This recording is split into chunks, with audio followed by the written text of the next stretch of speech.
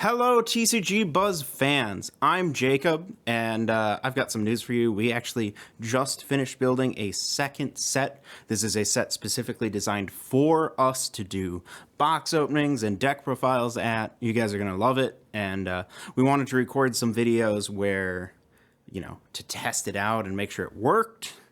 And we decided to do that with some videos that had been requested from us for a long time. We did this match where we played vintage format for Magic the Gathering, but with a budget of $50. And I get asked like weekly for deck profiles for that. So Bryce went ahead and recorded both deck profiles back to back, and they'll be released back to back.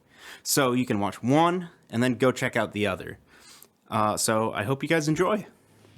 What's up, guys? It's TCG Buzz back here again with $50 Channel, and this was featured in our previous video that we've done for $50 Vintage. If you haven't watched that, please make sure to go ahead and watch that. The link will be in the description, and so will be the deck list to go ahead and buy this entire deck right from TCG Player. So that way, if you want to go ahead and waffle stomp your opponent, go to Browntown with one of the most absurd cards ever printed, go ahead, click the link, and then it'll take you right to it. But on that, let's get to it. So, the deck, we start off with the basic bread and butter 24th. It's pretty self-explanatory, just what you need. Because the lands, unfortunately, especially for budget, aren't like too interesting. But then we get to go to the big nitty-gritty of the deck. So for our top ends, we are playing 4 battle buses. So Mirror Battlesphere is a 7/4/7 that when it enters the battlefield, you create 4 mirror tokens. And then whenever Mirror Battlesphere attacks, you may tap X mirrors you control to give it X until end of turn and deal X damage to target player or planeswalker that it's attacking. So then, even by itself, it's already 12 damage between creating the mirrors, tapping them for damage, and then they have to deal with an 8/7 when it attacks. And it itself is another mirror, so if you cast 2 Mirror Battlespheres, you can attack with the one, tap the rest of them, and then dome your opponent in the face for like 9 damage. And then, in most cases, that's just lethal right on the spot. And then we got 4 Precursor Golems. So this card is a double-edged sword, but this card is insane for its CMC. It's a 5-mana 3/3, not impressive, right? But when it enters the battlefield, it creates 2 3/3 golems. So you're paying 5 mana for 9 power. But the drawback is if there's a player that casts an instant or sorcery that targets a single golem, that copies each other golem that it could target. So if they bolt one, they bolt the others, which is rather unfortunate, but you could also manipulate that too in like EDH and whatnot. And then going up the curve a little bit more, we got 3 Oblivion Sowers. This was one of the more cheaper Eldrazi. Unfortunately, the big titans like the Promised End and all that are far out of budget. But for a budget Eldrazi, this card is insane because you get to exile the top 4 of your opponent's deck, and then you take any lands among them to put them onto the battlefield. So not only is there the potential for ramping, but you're also removing your opponent's deck from the game. So that, in my opinion, just that automatically is better than 90% of them. And then we got 4 Ulamog Crushers. So, if you never played during the original Zendikar block, Annihilator was a mechanic that they reluctantly printed and was, for good reason, never returned to the game. But whenever the creature attacks, defending player sacrifices that many permanents equal to the Annihilator number, so Ulamog's Crusher makes them sack 2 whenever it attacks, and on top of that, it's an 8/8. The only downside is it has to attack each turn if available, but that's not really a downside when you have an 8/8 that has Annihilator too. There's almost no incentive not to. But this card is a common, guys. It is a common.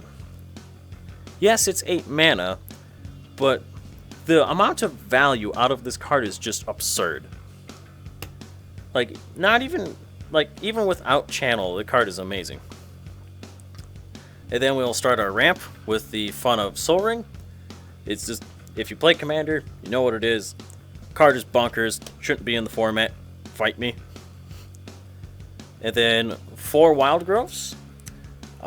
Over some of the other elves, I actually prefer this card, so this card also is not only good by itself, it's also insane with Arbor Elf, which we'll get to shortly, because then you tap it for 2, and then you use the Arbor Elf to untap it, to tap it for another 2, so by itself it makes 4 mana. 3 Elemental Bond, just a cheap draw spell for your big guys coming into play. And with Precursor Golem, this draws you 3 cards, because it checks for the tokens as well. So for 5 mana, if this is on board already, you get to draw 3 cards and get 9 power worth of creatures out there. That is bonkers. That is banana sandwich. Speaking of bananas, here is 4 Ancient Stirrings. It helps us filter through our deck. This is a mainstay in like modern, like Tron and whatnot, and for the artifact in, you know, Tron style decks, because it finds anything that's colorless, which also includes lands, because it just has colorless card, because lands don't have colors. So if you're, you know, a little short of mana, you can get that.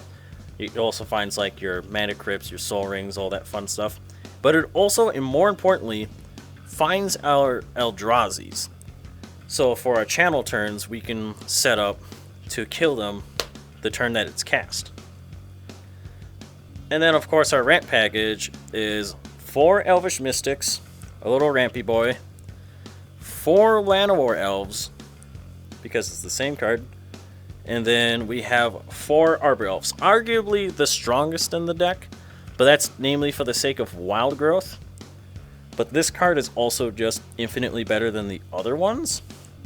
Well, it has a higher ceiling, I should say, than the other ones, because the other ones are guaranteed 1 green mana.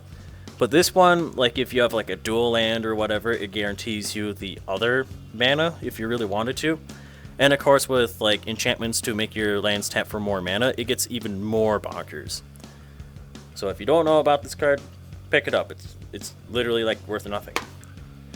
And then of course, last but not least, the top off the deck, the namesake of the deck, Channel.